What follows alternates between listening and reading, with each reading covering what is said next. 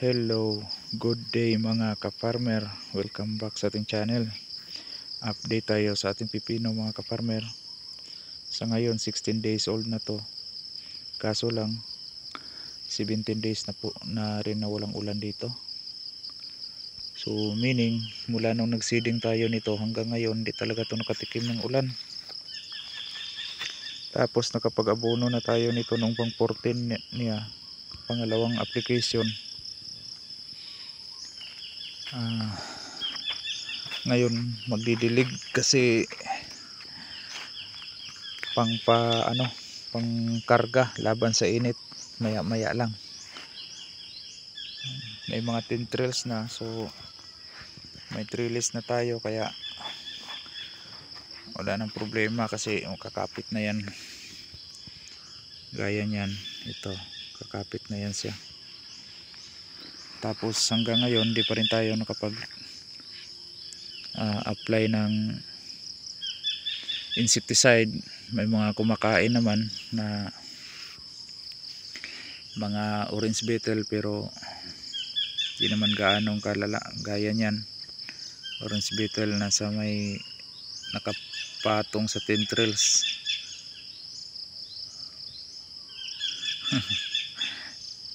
Doon sa dulo doon maraming kinakain nila doon, pero hayaan lang natin, di naman mauubos yan. Basta ang sa atin lang, iwas tayo sa insecticide kasi chemical.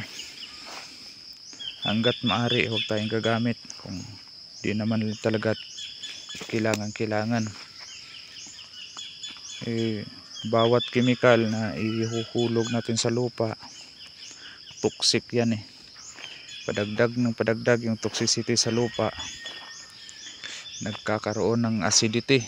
Pag once na acidic na, mamamatay yung mga good bacterias, mga microbials dyan sa yung mga gandang nakakatulong na mga microbes dyan sa lupa, yung mga good microbes. Ang mangyayari niyan, dadami yung mga di magagandang fungus at saka bakterya na nagkukos ng sakit ng ating tanim. Tapos mag-apply tayo ng abono. Yung marami yung ina-apply, walang absorption. Hindi epekto, hindi gagana, padami ng padami. Hindi gaya nito na apply lang tayo ng kunti lang talagang abono. Isang lata ito pero nag-abono tayo nasa 3 to 5 kilos lang. Pero yung epekto talagang maganda yung epekto. Kaya yun lang talaga mga ka-farmer ang ma-advise ko sa inyo. Hanggat kaya na hindi mag-a-apply ng insecticide at saka fungicide, wag. Mas maganda nga kung prevention, yung mga fungicide na gagamitin yung mga organic, yung mga microbial inoculant, yung mga ganon. Wag yung mga synthetic, kasi pag synthetic ang mangyayari dyan, lalo na pag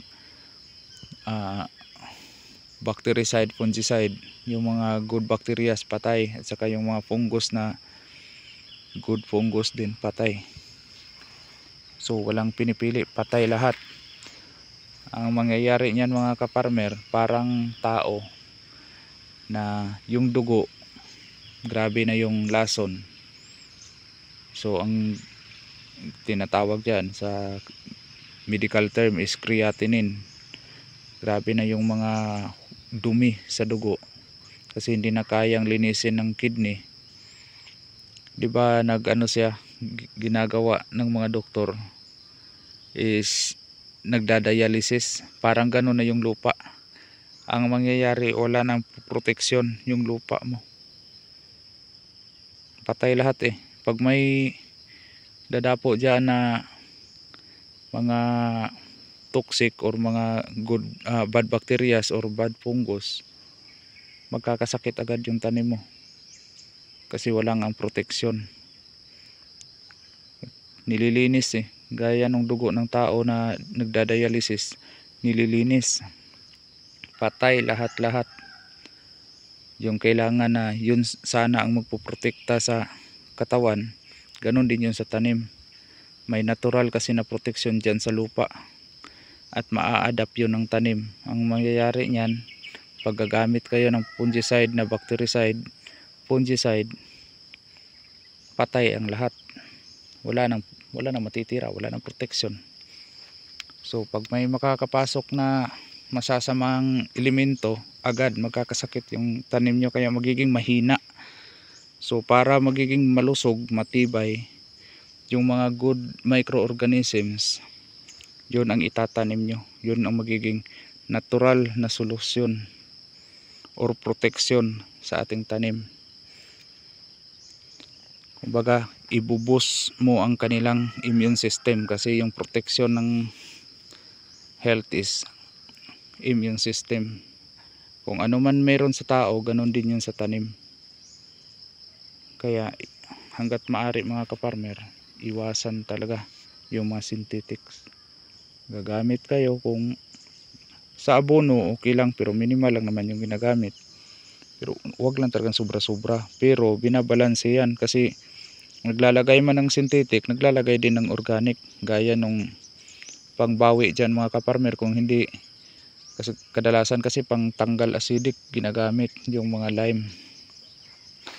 Pero mas maganda kung gagamitin yung mga humic acid or humus mga kaparmer. Yung ginagamit ko dito na humus is yung potassium humate. Kung walang available sa lugar nyo, kahit ano dyan sa agricultural supply nyo, sa lugar ninyo, magtatanong kayo anong available na humic acid sa kanila, humus. Maganda yung soluble mga kafarmer, kasi ihahalo mo sa abono, pwede i-dissolve mo sa tubig. Tapos maganda rin mag-i-spray kayo, mag-maintain kayo spray sa lupa, maliban dyan sa ina-apply nyo sa puno, kasali yung abono, para malalagyan ng humus yung lupa, kukondisyon talaga ng husto. Okay, yun lang muna ang maibabahagi ko sa inyo mga kafarmer. Hanggang sa susunod, laging tatandaan, magsasakang may alam, maginhawa ang buhay, ngunit huwag lang ipagmayabang, sapagkat Diyos ang nagbigay. Maraming salamat. Bye bye.